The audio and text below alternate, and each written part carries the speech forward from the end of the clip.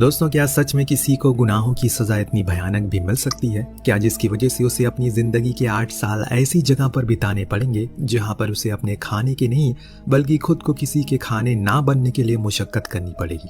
आज की कहानी की शुरुआत होती है डैनियल नाम के एक शख्स से, जो कि एक बहुत ही अच्छा राइटर है, पर आज उसके दोस्त जरा किसी बात से परेशानी में है क्योंकि उसे कोई बुक नहीं मिल रही है पढ़ने के लिए। तो उसने अपने पिटारे से एक ऐसी किताब निकाल कर दी जिसके हर एक पन्ने पर वो जीवन गाथा है, जिसमें वो 8 साल के समय हर एक पल में उसे लिखे गए। दरअसल ये किताब है रॉबिन कोर्सी जो लिखी गई थी 1887 में। तो चलिए हम भी चलते हैं उसी दौर में, अपनी आंखों से देखते हैं कि आखिर वहाँ क्या हुआ था। इंग्लैंड में उस दौर में काफी भेदभाव किया जाता है, जैसे कोई गरीब या फिर काला है या फिर किसी और जाति का है, उसे सभी से दूर रखा जाता है, यानी कि व्हाइट से दूर। इसी में एक आदमी था रॉबिन्सन, जिसको मैरी नाम की लड़की से बहुत प्यार था, वो भी बचपन से। लेकिन बस उन दोनों के बीच में एक ही चीज की दीवार बनी थी, वो थी रॉबिन्सन की गरीबी, जो उन दोनों को एक होने से रोक रही थी। पर इससे भी ज्यादा तकलीफ रॉबिन्सन को तब हुई जब उसे पता लगा कि उसके दोस्त पैट्रिक की शादी मैरी के साथ फिक्स हो गई। क्योंकि वो तो अमीर था, इसीलिए वो उसे बात करने जाता और समझाता है कि ऐसा वो ना करे, क्योंकि उसे पता है कि मैं उसे बहुत प्यार करता हूँ। पर यहाँ पैट्रिक उसे ये समझाने में कोई कसर नहीं छोड़ता कि उसने कभी उसे अपना दोस्त माना ही नहीं है, बल्कि वो तो उसका इस्तेमाल कर रहा था।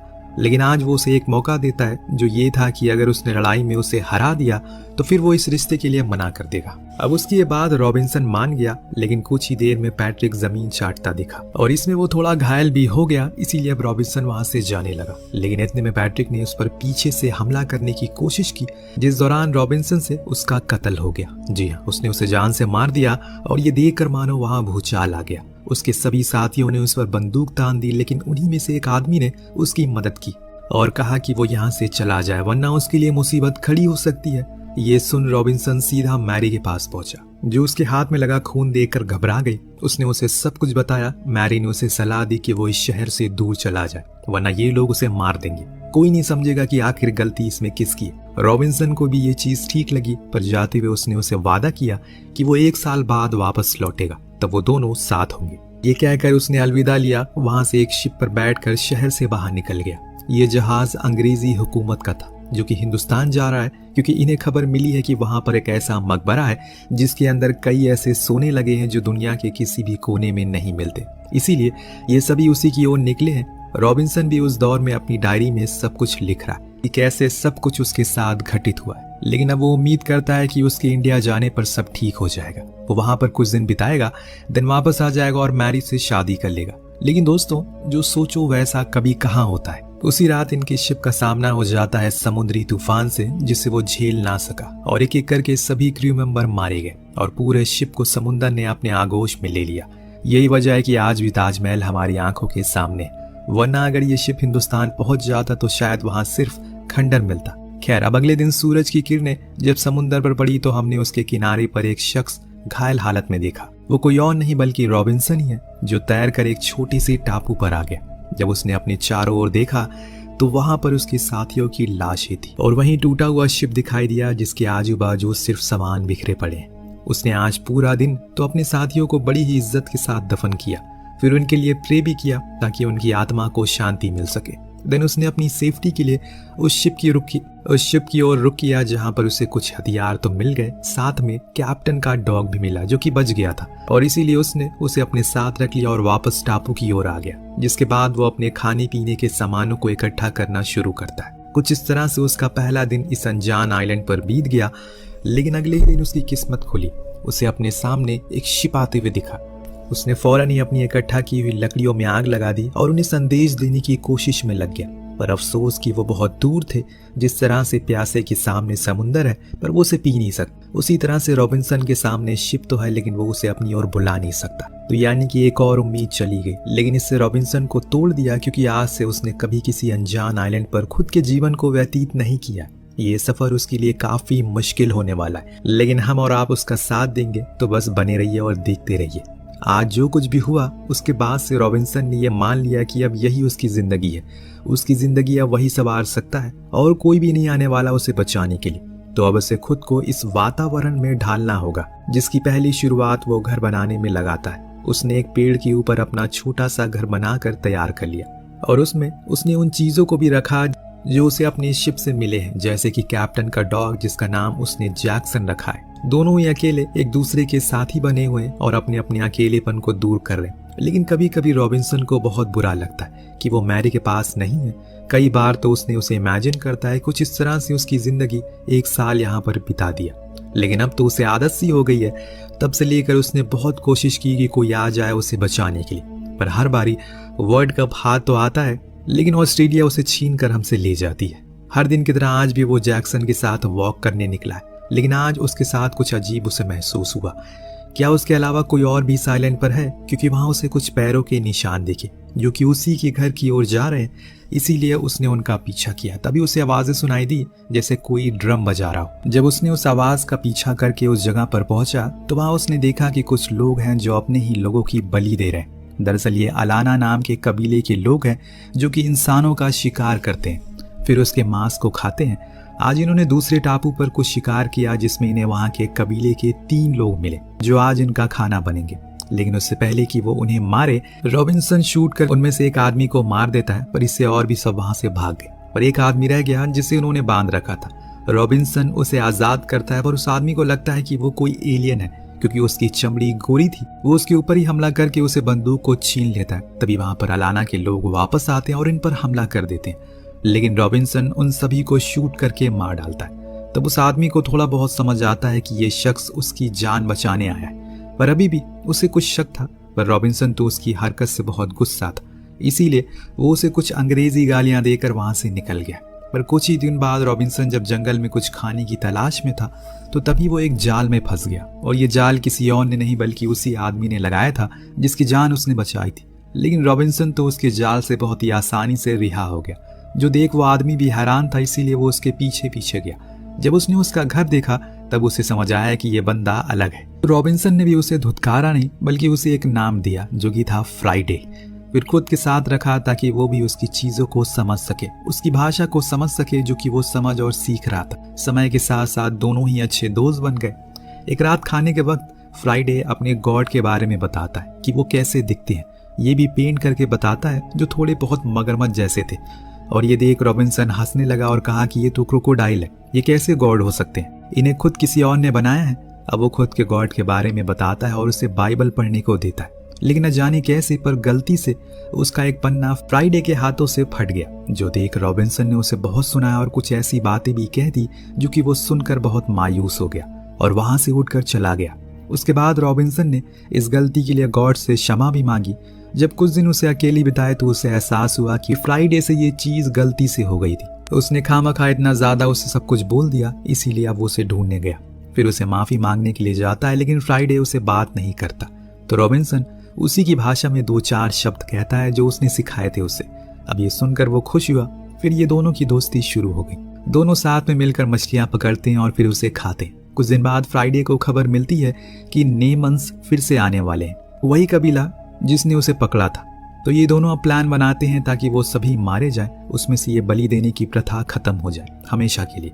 इसीलिए नेमन्स के पहुंचने से पहले ही वो उस गुफा में पहुंच गए जहां ये कार्यक्रम होता है। वहां इन्होंने चारों ओर बारूद फैला दिए जो कि रॉबिन्सन को शिप पर मिला था। इसके बाद ये ऊपर आ गए और जब नेमन वहां पहुंचे तो इन्होंने उस बारूद में आग लगा दी। अभी तक तो सब कुछ सही चल रहा है, लेकिन तभी उसको देखकर जैक्सन जो कि इनका डॉग है वो उसके पीछे भाग गया। ऐसा नहीं है कि रॉबिन्सन ने उसे रोकने की कोशिश नहीं की, पर तब तक बहुत देर हो गई क्योंकि तभी वहां एक जोरदार धमाका हुआ जिसमें वो नेमन तो मारे गए पर जैक्सन की भी बहुत दर्दनाक मौत हो गई, जिसका दर्द रॉबिन्सन को खूब हुआ। इसीलिए उसने एक पूरे तौर तरीके से उसको अंतिम श्रद्धांजलि दी, जिसमें फ्राइडे ने भी उसका बखूबी साथ दिया। इन्होंने जो कुछ भी नेमन के साथ किया वो उसका बदला लेने के लिए जरूर आएंगे, जिसकी चेतावनी फ्राइडे रॉबिन्सन को देता भी है। लेकिन जैक्सन के जाने के बाद अब उसका किसी भी काम में दिल नहीं लगता। वो उसे भी कह देता है कि तुम भी यहाँ से आए हो, वहां उस आइलैंड पर वापस चले जाओ, मुझे मेरे हालातों पर छोड़ दो। तो फ्राइडे ने पूछा कि आप कहाँ से, किस आइलैंड से आए हो? तो उसने जवाब दिया कि ग्रेट ब्रिटेन। जो सुन वो थोड़ी देर सोचा और बोला कि ये तो मैंने कहीं सुना है। हाँ, मेरे पिता ये शब्द काफी बार इस्तेमाल करते हैं। हमारे आइलैंड पर ब्रिटिशर्स काफी ज्यादा आया करते हैं और हमारी जमीनों को अपनी जमीन बताकर हमसे छीन लेते हैं। उसके बाद हमारी औरतों को गुलाम बना लेते हैं। जो कोई और भी उनके साथ जाने को राजी नहीं होता वो उसे मार देते हैं। इतने बुरे लोगों के देश में आप कैसे रह सकते हो? अब यहाँ ऐसा कुछ भी होता है इसकी खबर तो रॉबिन्सन को कभी थी ही नहीं, पर यहाँ वो एक बात पर गौर करता है, जैसे कि फ्राइडे ने कहा कि वो उसके आइलैंड पर अक्सर आया करते हैं, यानी कि उसके आइलैंड से इंग्लैंड ज़्यादा दूर नहीं होगा, वो आराम से वहाँ जा सकता है। इसके लिए वो फ्राइडे को भी पूछता है, पर वो तो साफ साफ इनकार कर देता है। ऐसे गंदे देश में कदम रखकर वो अपने पैर गंदे नहीं करना चाहता। जो सुन रॉबिन्सन को बुरा लगा। उसने उसे 2-4 शब्द कहे, पर तभी फ्राइडे ने उससे पूछा कि ये मास्टर का क्या मतलब होता है। तो वो बोला कि मालिक। अब ये जानकर तो फ्राइडे को समझ आ गया कि अभी तक रॉबिन्सन उसे सिर्फ अपना गुलाम बनाकर रख रहा है और खुद को मालिक, जैसे कि हर गोरे लोग करते हैं। फिर क्या था, फ्राइडे को उस पर गुस्सा आ गया और उसने उसे तो जान से भी मारने की कोशिश की, पर वो दिल का अच्छा इंसान था, इसीलिए उसे बिन मारे ही वहां से चला गया। और फिर उसके बाद रॉबिन्सन अकेले ही अपने हाथों से एक छोटी सी बोट बनाने में लग जाता है। बहुत मेहनत मुशक्कत के बाद वो आधी से ज्यादा बोट बनकर तैयार हो जाती है। वहीं उसे एक मेहनत करता हुआ देख फ्राइडे उसके पास आकर कहता है उसने उसे कभी अपना मालिक नहीं बल्कि एक अच्छा दोस्त माना। जो सुन रॉबिन्सन उसे माफी मांगता है और कहता है कि उसके पूरे देश की तरफ से वो उसे माफी मांगता है। उसे कुछ नहीं पता था कि ऐसा कुछ भी यहाँ होता है। ये सुन फ्राइडे उसे माफ कर देता है क्योंकि उसका दिल बहुत बड़ा है। फिर दोनों ही साथ में काम करने लगे, लेकिन उसी रात वहां पर तेज तूफान आता है। ये लोग अपने घर में आ जाते हैं, लेकिन जब अगले दिन तूफान थमता है तो ये देखते हैं कि इनकी बोट तो पानी में बह गई, जो कि सही संकेत नहीं है, क्योंकि अब इनके पास इतना भी समय नहीं है कि ये वापस से अपनी बोट को बना सके, क्योंकि नेमन के लोग अपने साथियों की मौत का बदला लेने के लिए कभी भी आ सकते हैं। जो सुन रॉबिन्सन बोलता है कि ठीक है, उन्हें आने दो, हम उनका डट कर सामना करेंगे, उसके बाद ही यहाँ से जाएंगे। अब फ्राइडे और वो मिलकर वहाँ ढेर सारे ट्रैप लगाना शुरू करते हैं। जैसे कि हमने सोचा था वैसे ही होता है। अगले दिन नेमन्स आ गए, पर वो एक एक करके मरना शुरू हो जाते। इनके बिछाए हुए जाल में फंसकर आखिर में दोस्तों एक तीर आकर रॉबिन्सन को भी लग जाता है। हालांकि सभी खत्म हो गए थे, लेकिन अब रॉबिन्सन की जान का सवाल आ गया। तो उसका दोस्त कई दिन उसका इलाज करता है, पर दिन ब दिन उसकी तबीयत खराब होती जा रही थी। इसीलिए फ्राइडे उसे लेकर अपने कबीले में आ जाता है, जहाँ के लोग इन्हें पकड़ लेते हैं। पर तब फ्राइडे की माँ आती है, जिसे वो कहता है कि ये उसका दोस्त है, वो अभी घायल है, तो वो उसका इलाज करती है। पर जब वो पूरी तरह से ठीक हो गया तो कबीले वालों ने एक खेल रखा, जिसमें इन दोनों को आमने सामने कर दिया और कहा कि तुम्हें लड़ना होगा। जो पहले मरेगा वो ही इस कबीले में रहेगा या फिर अपने घर जाएगा। अब ये सुनकर रॉबिन्सन हैरान था कि आखिर उसे अपने ही दोस्त से लड़ना पड़ेगा, जिसने उसकी जान बचाई। अब यहाँ फ्राइडे तो थोड़ा बहुत वार करता है, लेकिन रॉबिन्सन उस पर हाथ तक नहीं उठाता, खुद ही सरेंडर कर देता है। वो नहीं चाहता कि उसके हाथों से उसके सबसे अच्छे दोस्त की जान जाए, बल्कि उसके ही देश के लोगों ने इनके साथ न जाने कितने जुल्म किए।